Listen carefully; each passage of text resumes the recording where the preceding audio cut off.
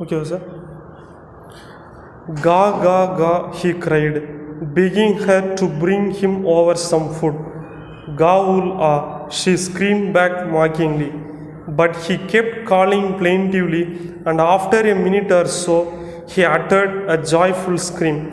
His mother had picked up a piece of fish and was flying across to him with it. He leaned out eagerly, tapping the rock with his feet, trying to get nearer to her as she flew across. But when she was just opposite to him, abreast of the leads, she halted, her legs hanging limp, her wings motionless, the piece of fish in her beak almost within reach of his beak. He waited a moment in surprise, wondering why she did not come nearer, and then, maddened by hunger, he dived at the fish. With a loud scream, he fell outwards and downwards into space. His mother had swooped upwards. As he passed beneath her, he heard the swish of her wings. Students, now we will come to next two paragraphs. In the previous para, we have listened that the young seagull looked at the mother seagull was also looking at the young seagull. Now the mother was willing to come towards the young seagull. Both of the seagulls were communicating with cries, making sound ga ga ga. So this made the young seagull very happy. Then when the young seagull was looking at the opposite side, there was another surprise. The mother seagull was coming slowly nearer to the young seagull. On seeing this, the young seagull was become overwhelmed with joy. It was very happy that he could get food after one full day. It was very happy, but the happiness did not last very long. When the mother was gradually coming towards it, before reaching the young seagull, mother seagull stopped still in the air. This gave some disappointment to the young seagull. Young seagull was wondering why my mother was not coming nearer to it. You know why?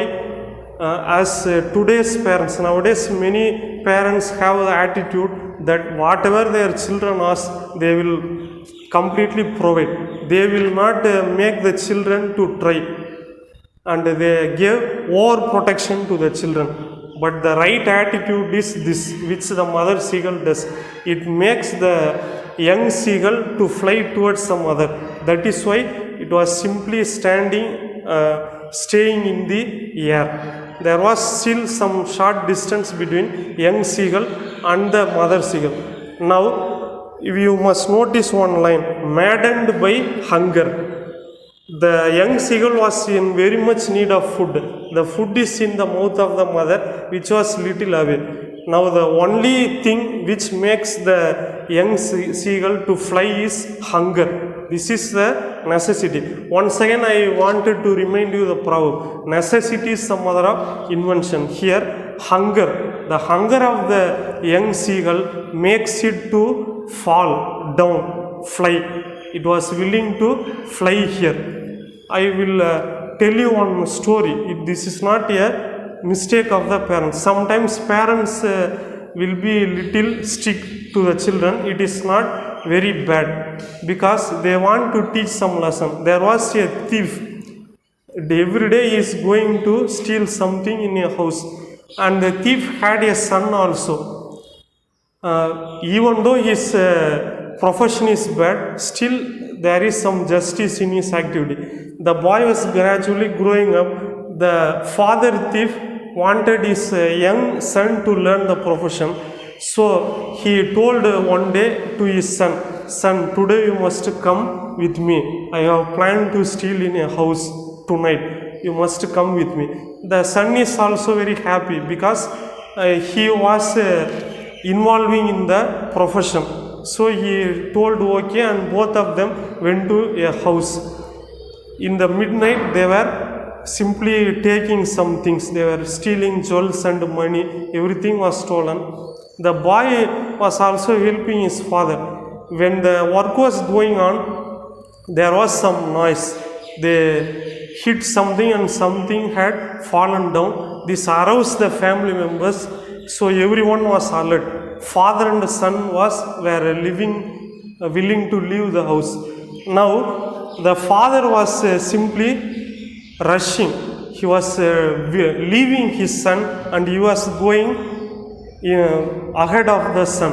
The son was little afraid because this was his first experience. He didn't know how to escape, but father was not helping. He was first going out to escape. Son was following the father. Both of them rushed out of the house. When they saw backwards, they heard some noises. Thief, thief, catch them, catch them. They were going outside. Father was running very fast. The son was following the father. Still he was afraid whether he would be caught by the family members. Father never seemed to care for him. So in a short moment, father was out of sight of the son. The son's heart beat very fast.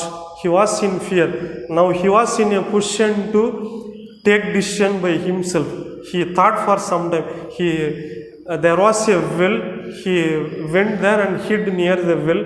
Family members were rushing towards him. He thought of an idea. He simply took a stone and dropped it into the well. And he left. He was running simply out of the sight. The family members heard the fall of the stone and they thought that the thief had jumped into the well, and they were simply checking the well. The son escaped very cleverly. When he reached his house, he asked his father, "Father, what have you done? This is injustice. I came in the belief of you, but what you have done, you have left me and escaped. How can I believe and come with you the next day?" Father told calmly, "Son, if I have